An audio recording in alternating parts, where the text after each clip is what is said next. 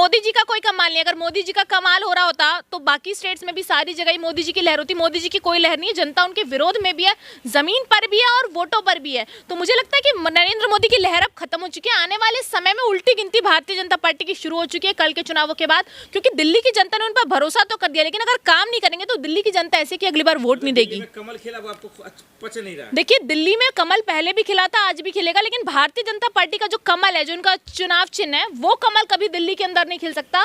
मुझे लगता है कि जनता ने बेशक भरोसा एक बार जताया, लेकिन अगली बार आप देखिएगा ये सत्ता की कुर्सी से जाएंगे और उनके जो 7 सांसद चुने हुए हैं, मुझे लगता है ये भी दिल्ली के अंदर इनको नकारने का काम होगा। इंडिया गठबंधन की दरअसल हार हुई है, ये कबूल इंडिया गठबंधन की हार नहीं हुई। मुझे नहीं लगता कि इंडिया गठबंधन की हार हुई है, क्योंकि अरविंद केजरीवाल जी की हार इंडिया गठबंधन की हार कभी भी नहीं है।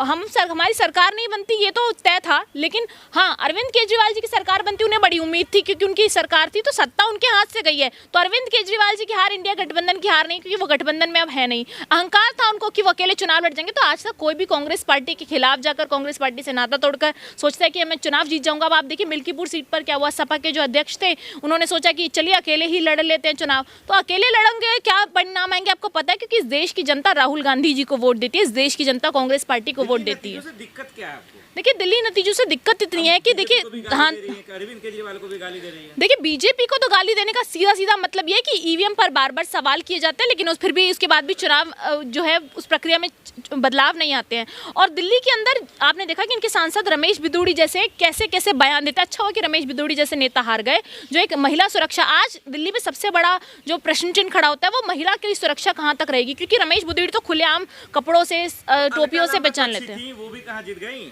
देखिए, अलका लांबा जी नहीं जीती। मैं आपको बता रही हूँ ना कि समय होता है और जनता बदलाव की इस मूड में आई है, तो अगली बार बदलाव हो जाएगा। और पार्टी को भी मंथन चिंतन करने की जरूरत है, जो कर रही है कि आखिर क्यों 3 चुनावों से कांग्रेस के पास 0 सीट्स आ रही हैं। एक मौलाना कह रहे हैं हमने भी बीजेपी को वोट दिया इस बार दिल्ली में।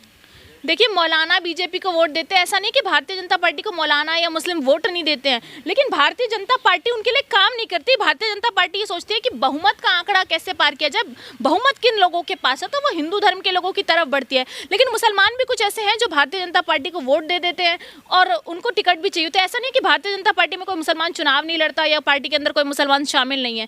तो ये भारतीय जनता पार्टी की मानसिकता है कि वो मुसलमानों से नफरत करते हैं, मुसलमानों की मानसिकता नहीं है। मीडिया में चल रहा मोदी की ऐसी आंधी जिसमें अब कांग्रेस और आम आदमी पार्टी कभी उठ ही नहीं पाएगी।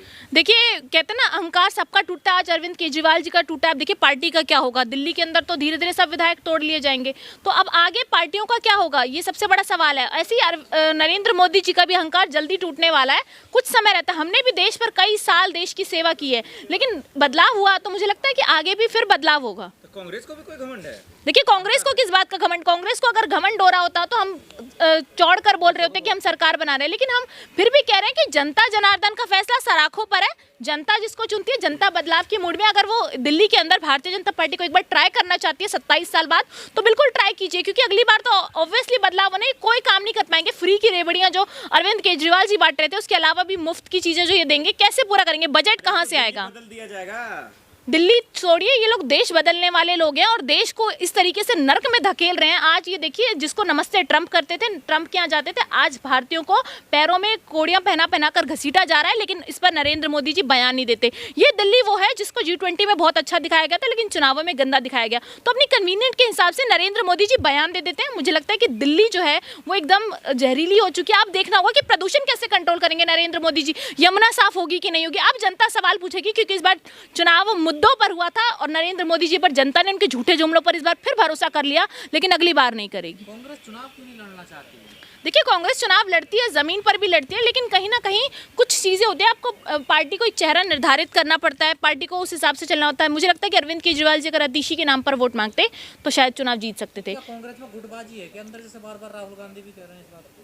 देखिए, कोई गुटबाजी नहीं है। मुझे लगता है कि कांग्रेस अपने एक अकेले के दम पर पहले भी सरकार थी, आज भी है, और अलायंस बनाया था एक तानाशाह के खिलाफ लड़ने के लिए। लेकिन वो अलायंस अगर नहीं चलाना चाहते थे विपक्षी नेता, तो ये उनकी मर्जी है। उनके क्या हालात हैं सबको पता है। तो आप अगर कांग्रेस के साथ आएंगे तो आपका फायदा, नहीं आएंगे तो आपका नुकसान है। तो हम तो यही कहते हैं, स्वागत है। राहुल जी ने पहले भी कहा था गठबंधन में सबके दरवाजे खुले, आइए जिसको आना आइए। हरियाणा में तो स्वागत नहीं किया ना आपने गठबंधन? देखिए, हमने स्वागत किया था। अरविंद केजरीवाल जी मनमानी कर रहे थे, उन्हें पता है जब उनकी वहाँ सरकार, अगर अरविंद केजरीवाल जी उस वक्त सपोर्ट करते तो हरियाणा में सरकार बनती, लेकिन उन्होंने अकेले चुनाव लड़ा, वोट काटे, क्योंकि वो वोट काटेंगे। भारतीय जनता पार्टी के साथ उनकी सेटिंग थी, जेल से आने के बाद यही सेटिंग हुई थी, कुर्सी छोड़ो और अलायंस तोड़ो।